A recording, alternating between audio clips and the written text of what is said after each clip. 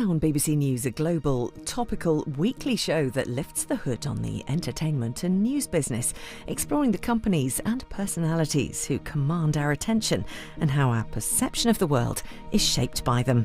The Media Show. Hello, I'm Katie Razzle, and this week on The Media Show, Jimmy Lai is the Hong Kong media mogul imprisoned for the last 4 years. His son is with us in the studio. We're looking at an unusual strategy from Netflix. They're moving into live TV channels in one part of the world. And a gossip website dubbed the Trolls Paradise has lost a massive libel case. That's all coming up on The Media Show.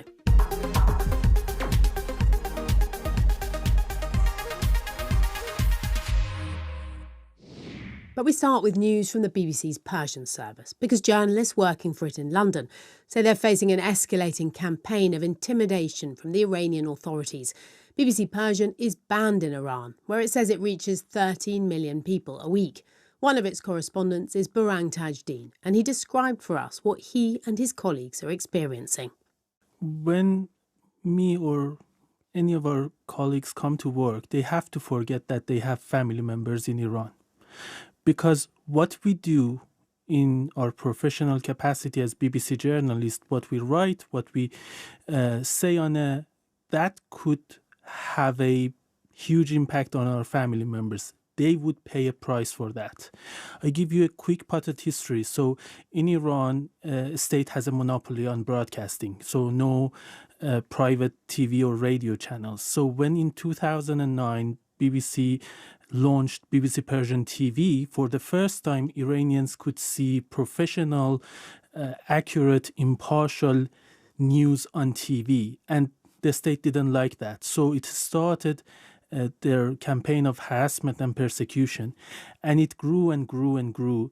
And what is happening, as the Director General of the BBC recently said in a statement, is a psychological warfare.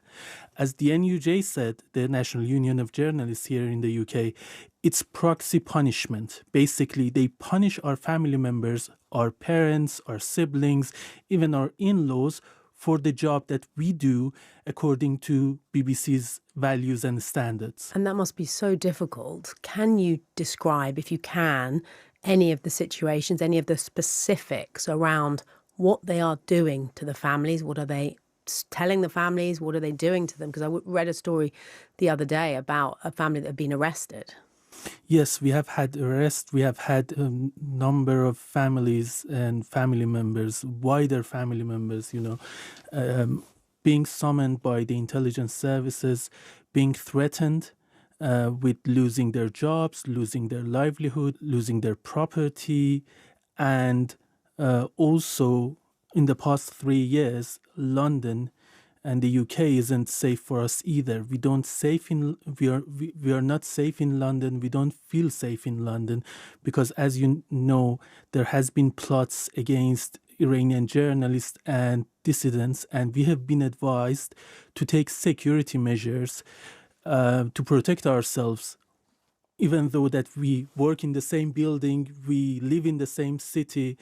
It's not safe for us. And it's you have the persecution of the families in Iran, you have punishment of the families in Iran, which in recent months has started to escalate to a larger number of families and a larger number of people in families and more serious threats. And actually, since the war with Israel started, it hasn't gone down. It has actually taken a dark turn. And what sorts of things is it, if you don't mind my asking?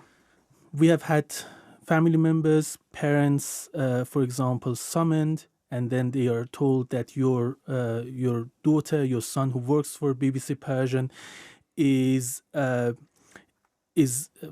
taking action against the national security, and you have to ask them to leave the BBC, stop working as a journalist, and then if you don't do that, we are coming after you.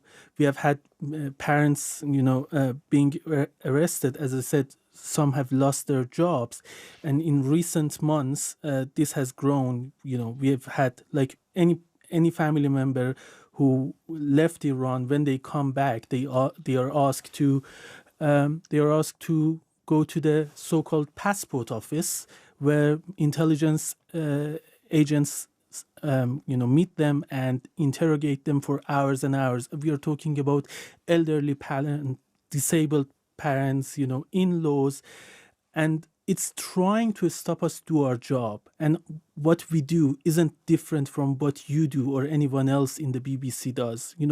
We are trying to be trusted. We are trying to provide trusted news for everyone, not just one segment of the population. And the BBC has complained to the Iranian government and earlier this month submitted an appeal to the UN special rapporteurs asking them to intervene. But what kind of an impact does it have on you all? Because clearly you are brave journalists wanting to bring trusted news to Iran and wider, but this must have a terrible personal impact. As I said, we try to forget that we have families when we are doing our job. Otherwise, we wouldn't be able to do that. But can you do that? If I had to think that what I'm saying or what I'm writing is going to have an impact, if my mom is going to pay a price for that, I wouldn't be able to do my job. But we do our job because we see ourselves as professional journalists doing a public service. Over the past 12, 13 days, my colleagues have been pulling 16-hour, 17-hour shifts, trying to stretch ourselves as much as I can to bring people accurate news and to serve everyone, not just our own audience, but you may have seen my colleagues across the BBC on Today program, on 1 o'clock news and 6 o'clock news elsewhere. We are trying to give an accurate picture of what is happening in Iran because, the war did have a huge impact in Iran on Iranian people. And we are, even though that we are based in London, using our skills and knowledge in terms of verifying and authenticating videos and pictures that you see people post on social media. Yes, you have a very key role to play, of course, in that. I'm interested, the BBC News' chief international correspondent, Lise Doucette, has actually been allowed into Iran recently. She's filing a report today, but it's on condition that none of her reports appear on BBC Persian service. Is it very unusual for the BBC to be granted access? It's very unusual for all foreign media to be granted access to Iran. And even when they go in, they always have someone with them and they can't report freely. But the conditions that have been set for Lise Doucette and her team is something that has been set for every foreign media outlets in Iran since 2009. So Reuters news agency, other news agencies, or any TV channel that is filing videos from Iran is specifically banned from sharing that with BBC Persian, because the Iranian state thinks that if they stop us accessing these videos, then we wouldn't have appeal. But the reason why we have appeal to many Iranians from across the political spectrum, because it's not a black and white story. There is a range of views from people who support the regime, people who support the regime change, and people who are worried about, the impact of the war on them and don't believe that it is going to have a positive impact on their lives. We are trying to serve all of them, and we are trying to have the trust of all of them. Absolutely. And on that point, I'd just say the BBC spokesperson has said we're being transparent with audiences by making clear in our coverage that Lise Doucette is being allowed to report in Iran on condition that none of her reports are used on the BBC's Persian service. This law from Iranian authorities applies to all international media agencies operating in Iran, and the BBC is committed to complying with the laws of countries we report on. Now, Hong Kong. It was once Asia's most vibrant media city, home to a noisy independent press. But today, many of its newsrooms are shuttered and press freedoms curtailed under sweeping national security laws. No case symbolises that collapse more starkly than that of Jimmy Lai, the founder of Apple Daily, a newspaper that was shut down by the Hong Kong authorities 4 years ago this week. The media tycoon has been kept in solitary confinement for more than 4 years now, designated by Amnesty International as a prisoner of conscience. His son, Sebastien, joined me in the studio. Apple Daily was the biggest newspaper in Hong Kong, but more importantly, it was a pro-democracy newspaper. My father set it up in the wake of Tiananmen Square. He realized that as Britain was going to hand Hong Kong back to China, that people of Hong Kong needed a voice on the newsstand that weren't afraid of the Chinese Communist Party, was willing to criticize the tycoons, triads, and didn't bend to pressure and campaign for democracy. And that was what my father and his colleagues did for more than 20 years. In fact, in his inaugural edition, there's a beautiful phrase at the end in an op-ed that essentially said, are we not afraid of 1997, the handover? We are, but we refuse to be intimidated by fear. And for the next 20-odd years, they lived by that. But they were intimidated by the end, in the sense that there was intimidation. Well, exactly. So it actually took, when they passed the national security law in 2020, they arrested my father. They arrested some of his colleagues. My father had the opportunity to leave. Many people told him to leave. But he knew that with these authoritarian regimes, if you leave, you're leaving your principles behind. But more importantly, if the publisher leaves, they start targeting the journalists. So my father made a very calm and calculated decision to stay and defend his people. And then they sent 200 people to raid the newspapers, to take laptops and all that information, and even after that, the journalists and the people at the factory kept printing the newspaper. It was only after they sent 500 people a few months after that and froze his bank accounts that Apple Daily had to close. And what reason was given for closing the paper, and what is your father accused of? Yeah, so under this new national security law, the government can essentially, raid the biggest newspaper in Hong Kong on allegations of breaching national security. My father's trial started at the end of 2023. It was meant to last 90 days. It's still ongoing. And it's essentially a national security law trial where there's 3 national security law judges, where there's allegations of witnesses being tortured, or because he decided to, or because he and his colleagues criticized the government and advocated for democracy. And this is the new Hong Kong. And as I was saying, he's been in prison for more than 4 years. He's 77. He's in solitary confinement. Do you know what the impact has been on him? I mean, obviously, it's absolutely horrible. I mean, solitary confinement more than 14 days is considered prolonged solitary confinement. He's been there for more than 1,600 days. And that is legal, is it, in Hong Kong, to be in solitary confinement for that amount of time? It's whatever they want, and then they write the law around it. Because I remember when I spoke to Yulia Navalny about her husband, Alexei Navalny, they kept taking him out and putting him back in because the rule in Russia was you can't be in solitary confinement for longer than 2 weeks. Right, they'd take him out for a tiny, an hour and then put him back in. Whereas your father has been there since the start. But you've seen a willingness to essentially destroy Hong Kong's rule of law. This very strong, this place that once had a very strong legal system. For example, another sentence that my father got, and it was more than a year, was for lighting a candle and saying a prayer at a Tiananmen Square massacre vigil to commemorate the people who died in Tiananmen Square. I think anybody listening to this could know that that is completely ridiculous. Not only is it ridiculous, it's incredibly shameful that this place could still say that they have the rule of law after doing something like that. And something that people listening to this might not know is that your father has British citizenship. I know you wrote to the Prime Minister, Sir Keir Starmer, 2 years ago requesting a meeting. What's happened since then? And I think he's due to visit China. He's just been announced in the autumn. Will you be wanting him to raise this issue? Yeah, I'd be. So my father is only a British citizen. He doesn't have any other citizenship. In fact, when he escaped as a child refugee from communist China at 12, it was the first time arriving in British Hong Kong at that point. It was the first time a state recognized him as a person. So he's incredibly proud to be British. He also attributes all of his success to the freedoms that were given to Hong Kong by Britain. That's why he campaigned for democracy under the George Declaration.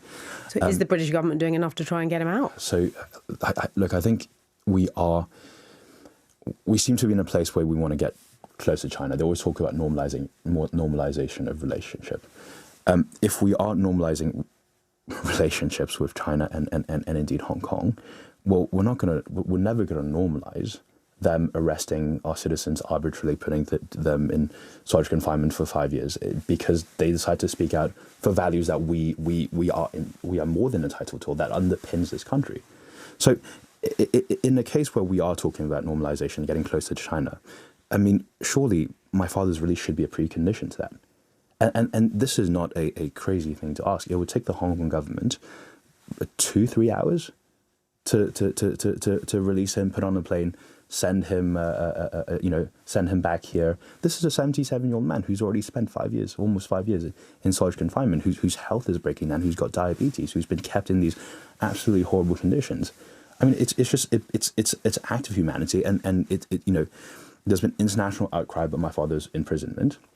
He is often described as China's best-known political prisoner. You were talking about the national security law. It's obviously been used not just to shut down Apple Daily, but jail journalists, criminalise reporting.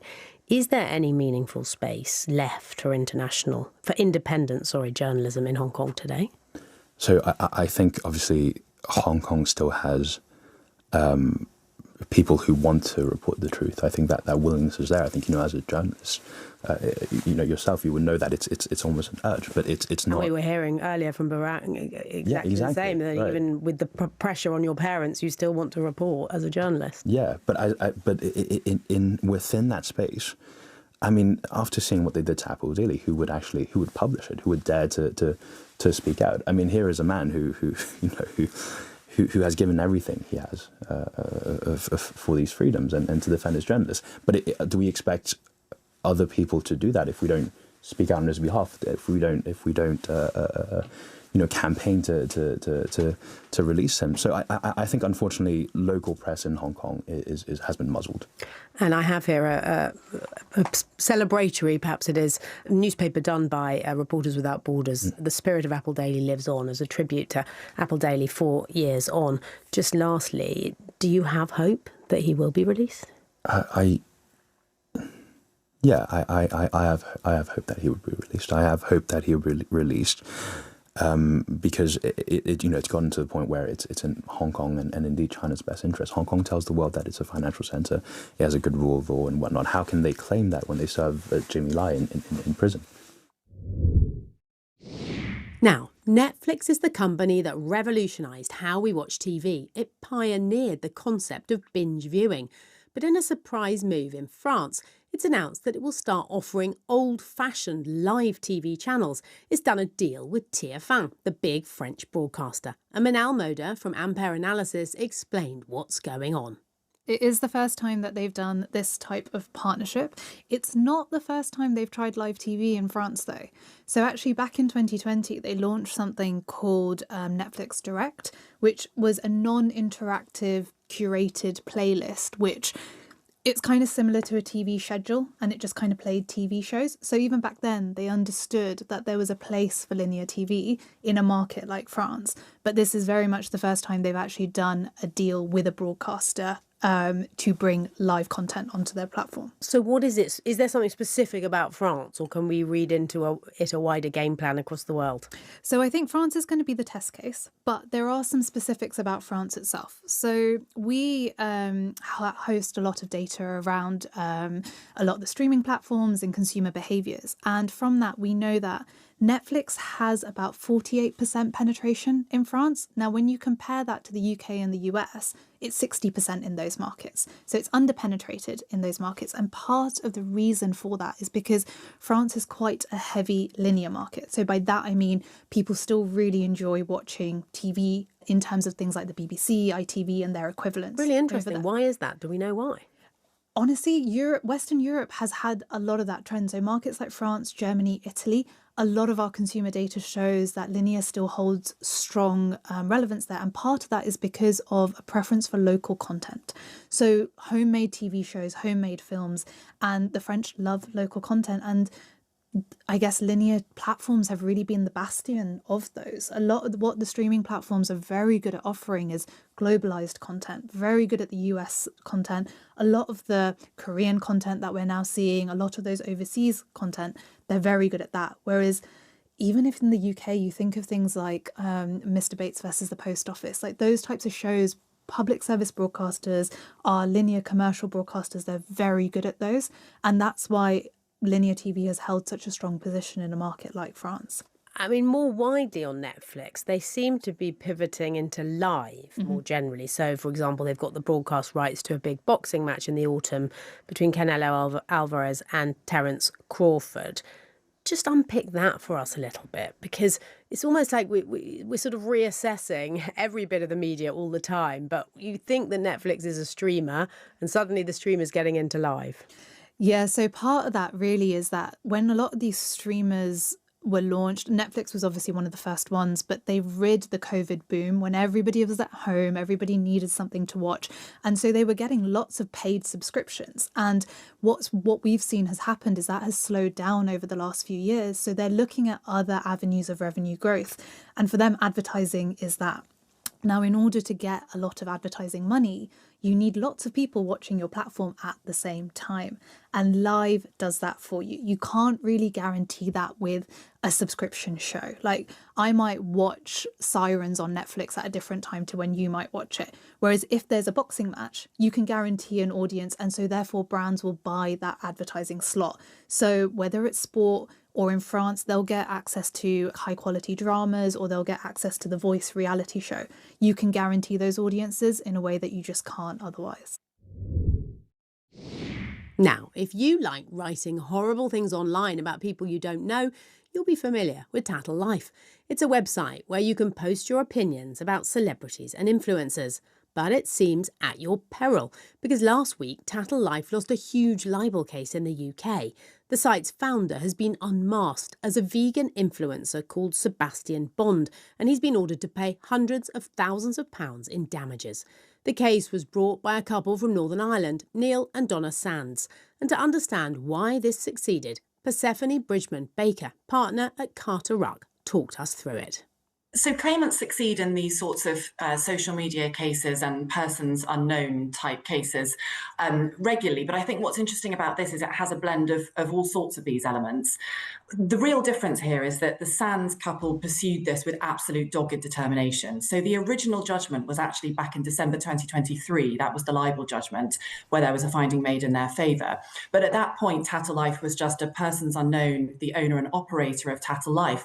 And what they've been doing in the past 2 years is seeking to unmask the owner. And they've done that through a number of different means, through quite sophisticated investigations, obtaining court orders that he unmask himself and other third-party disclosure orders. And in doing so, they've eventually reached a stage where he has had to reveal his identity. And that's what's prompted the current news cycle on this. And Tattle calls itself a commentary website on public business social media accounts, and previously told the BBC that influencers who monetize their personal lives should be open to scrutiny. But I wonder, when does commentary or free speech cross into trolling or harassment? So these sorts of claims are always a balancing exercise. You've got free speech on the one hand, and you've got people's right to their reputation, to privacy and to their safety and not to be harassed on the other. But this is different. This website is different from a discussion that might take place at a party or over the water cooler at work, where people voice their opinions and have to stand behind those opinions. What this is anonymous posters hiding behind that anonymity and using that protection, as they see it, to defame and harass people and publish their private information. And yes, some of these people are people who put some of their lives in the public eye, but that still doesn't give these users the right to overstep in the way that they have been on Tattle Life. And you were talking about the founder being unmasked in these proceedings. How would someone go about finding the operator of a website if they were operating anonymously? Sure. So there are various options available to you. You can actually pursue a claim all the way to the end game against a person's unknown and then try and enforce the court order that you obtain.